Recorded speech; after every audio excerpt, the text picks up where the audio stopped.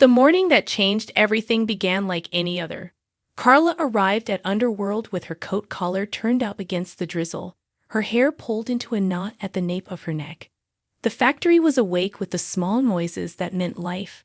The click of fluorescent lights, the distant thrum of machines, the barked greeting of a foreman. She liked the way the place smelled, oil and coffee and the faint perfume of fabric. It was the smell of work, of purpose.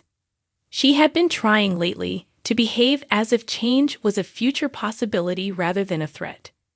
The world had been unkind in patches. Failed relationships, business headaches, the endless strain of being the person who fixed everyone else's messes. Yet despite it all, Carla's mind often wandered to greener places. To the bar in Milan she'd seen on a travel show, to a yacht with blinds that could be pulled up to reveal a horizon that didn't care about past debts. She told herself she was indulgent even to think it. Still, dreams took root in the edges of her days. When the office phone rang just after 9, Carla sighed and picked it up with the quick efficiency she reserved for things that needed doing. It was a solicitor she didn't recognize. Her name was spoken with that particular kind of pity that suggests someone else has already decided what the news will be. "Carla, I'm afraid there's been an issue with the company's accounts," the voice said, clipped and formal. "We've found discrepancies. We need to meet."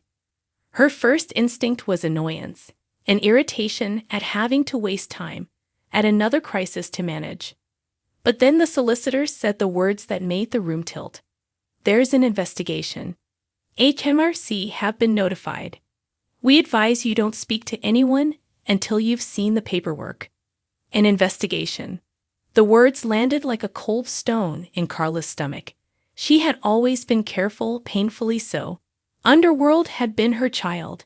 She had blood for it in the long, lonely hours and the deals that tasted like compromise. To be accused, even unintentionally, of mishandling a company she loved was a different breed of betrayal. Her first reaction was to steel herself, to call Matt, to call someone who could stand in the gap. But Matt's number hopped to voicemail. The corridor of admin staff looked at her with that brittle sympathy people reserve for calamities not yet understood. By noon, a small storm had gathered at the factory's heart. The payroll manager, Lily, sobbed into her apron. A stack of invoices that should have balanced did not. A ledger that would not lie had holes in it. Rumors, which in Weatherfield were just the village's unofficial currency, began to multiply. Embezzlement, tax fraud, double dealing. Fingers didn't point directly. They hovered, suspiciously. People looked at the brand name on their shirts as if the letters had become untrustworthy. Carla paced the manager's office until the soles of her shoes were soft. She called in every senior member of staff. She closed doors. "We'll get through this," she said more than once, because she found that the ritual of saying something brave often helped her feel less terrified. But she knew better than to assume she could make declarations and see them hold. The first hearing was public knowledge within 48 hours. By then, the press had leaned in like silver-nosed vultures. Underworld had been an institution in the North for decades. A scandal was a kind of drought that newspapers loved. On the cobbles outside the factory, someone held a placard that suggested guilt before innocence. A camera lens honed in on the crease at Carla's jaw as she emerged to face it. "Ens Connor," the reporter asked, breath visible in the wet air.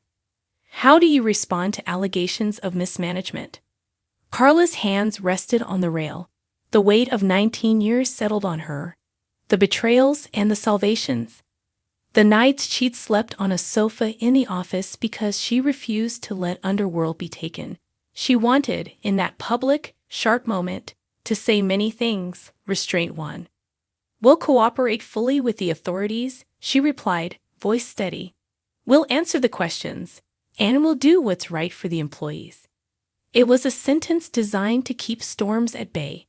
It didn't account for the private tremor inside her chest, the sense that history, long and patient, was bearing down. As the investigation broadened, Old secrets began to surface with the kind of inexorable logic that only small communities can produce.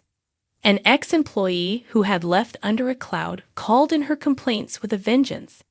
A supplier who owed money to someone who was owed money suddenly remembered a handshake that had not been properly recorded. People who had once benefited from small shortcuts now remembered them as testimonies of wrongdoing. Evidence, being a neutral beast, compiled itself.